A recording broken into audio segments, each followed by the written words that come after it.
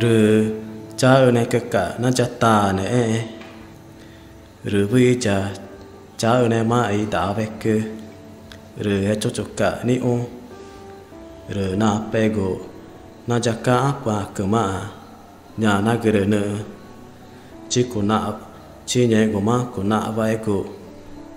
cô rồi bỏ ra mà chồng cô rồi mẹ ấy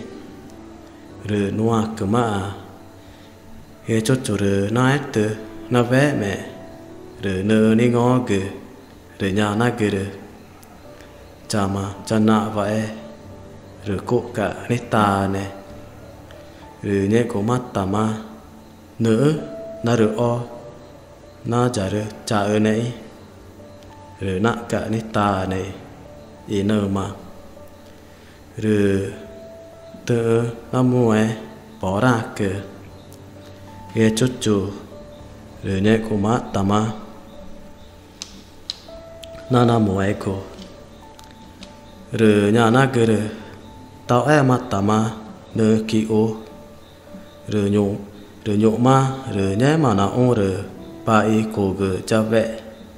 rồi nợ na ai cô ra amare rồi mà rồi cô rồi mẹ nhộ à kỳ môi xe rồi mồ cứ cô na va nợ chả phá chi cô rồi nợ mà cái nó tới rồi nợ mà nhé mà ít na ô rồi na ở cái na nợ chả ô igua này mà ina chiga nhé mà nợ ngô pet tệ rồi nhé mà cả cái chốt chỗ rồi mà rồi